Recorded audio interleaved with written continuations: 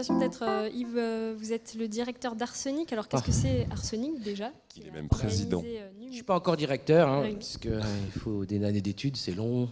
Arsenic, c'est l'association régionale de soutien aux espaces numériques de l'information et de la communication. Et donc, c'est un réseau régional qui fédère les espaces publics numériques et notamment les espaces régionaux Internet citoyens, donc les ERIC, acteurs central de la médiation numérique. Et un ERIC, quelle est sa vocation? Qu'est-ce que l'Internet citoyen pour vous? Alors, l'ERIC, c'est avant tout un lieu, mais c'est aussi des ressources humaines, des ressources en termes d'action et d'activité qui vont permettre de comprendre ce que sont aujourd'hui les usages numériques dans une société très dématérialisée, qui est de plus en plus difficile pour certains à s'inscrire de façon durable.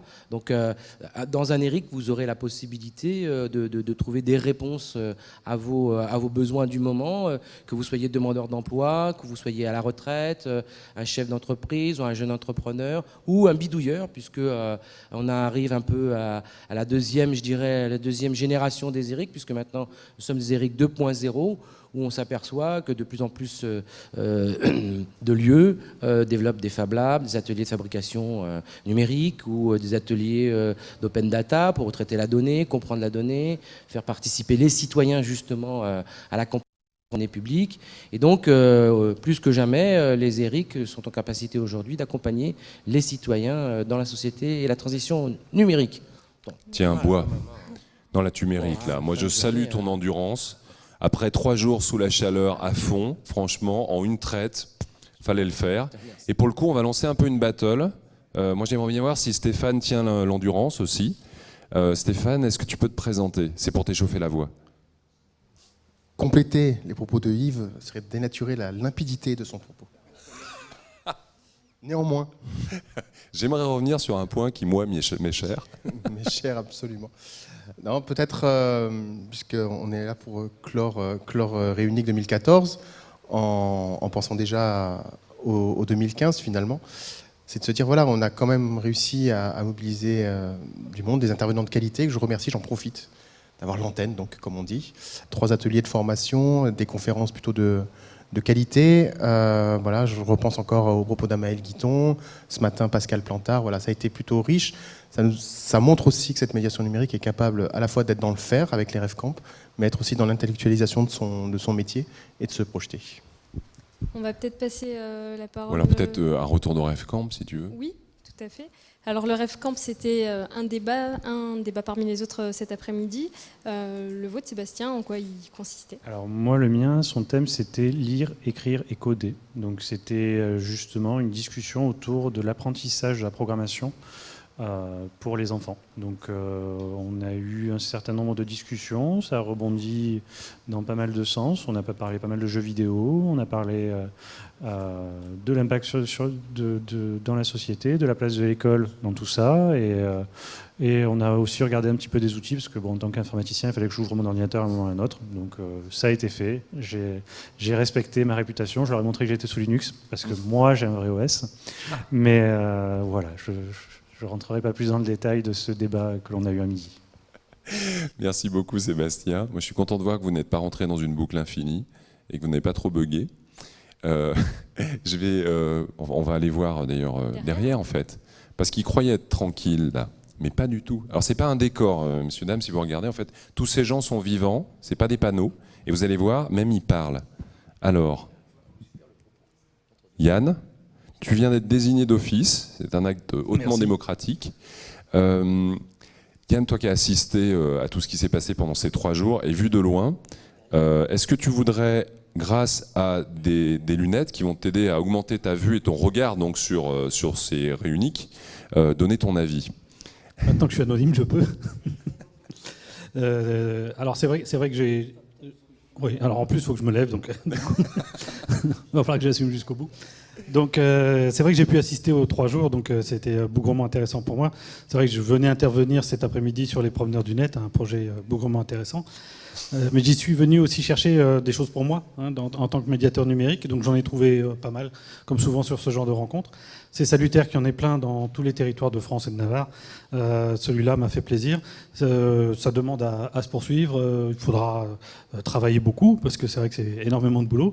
Mais moi, j'ai appris plein de choses. J'ai été frustré, comme à chaque fois, sur ce genre d'événement. Parce que quand on est dans un endroit, on n'est pas dans l'autre, même si un certain animateur m'a fait naviguer de l'un à l'autre.